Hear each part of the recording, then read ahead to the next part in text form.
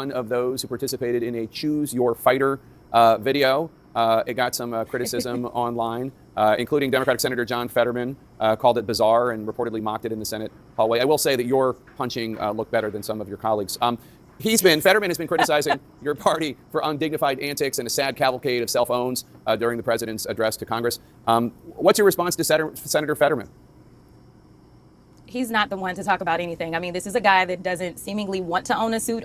I'm not really sure. But I don't show up in hoodies when I'm going on the floor. And so the idea that you would say that we could not have a moment in which an influencer asked us to do this. Now, I'll be perfectly honest with you and tell you that when she asked me to jump, I said, did you ask my older colleagues to do this? Because I feel like you're picking on me because you think that my knees are a little younger. And I did not know who all was in this particular trend whatsoever. And I think that it is important that people see that we're real people. And even if that means that there's a moment to laugh, that's okay, especially since it seems like we're doing more crying than anything. But just know that we were not on the House floor jumping around at all, whereas Senator Fetterman is consistently walking around the Senate chamber, and he is walking around in such a way that they literally had to change the rules in the Senate so that he could walk around that way. So I just don't think that he's necessarily the one to actually have an opinion about this.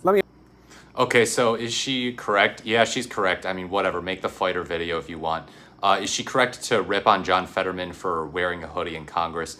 I don't know about that. Ironically, that used to be something that right-wingers and Republicans would ruthlessly mock him for when he first took office in January 2023. You know, he beat Dr. Oz. He had suffered a stroke. He was not that good at speaking as a result of that stroke.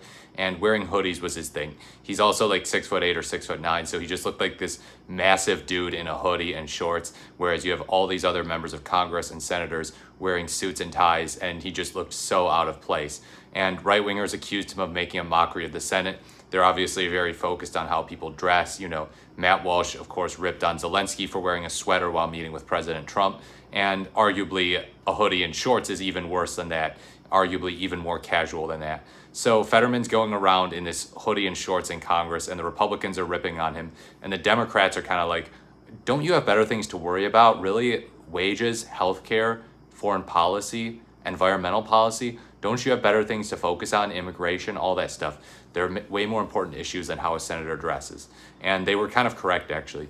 But now it's like, okay, now that Fetterman is kind of drifting to the right, being a lot more MAGA sympathetic, Democrats feel a little bit more comfortable taking the gloves off and saying, you know, those things that I previously said I wouldn't attack you for and that I would defend you for from Republican attacks, I'm actually going to attack you now. And now Republicans don't really care about that stuff, and they're starting to get way more sympathetic to him and even praising him, calling him really funny and cool.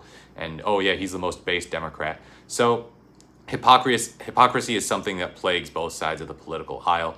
I do appreciate Crockett's point that, yeah, okay, you can't really criticize this video if you walk around in a hoodie and shorts in Congress. You can't criticize the video for being demeaning towards Congress because, yeah, you don't wear a suit and tie. And that, in a sense, to some people, comes off as mocking the posterity, the awesomeness of Congress, you know.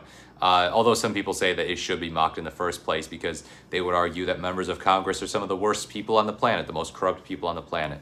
So, yeah, that's what I think of Jasmine Crockett's comments. Kind of funny. Let me know what you think in the comments below. Like, comment, or subscribe to the channel. This has been the More is the Merrier, and I will speak to you in the next video.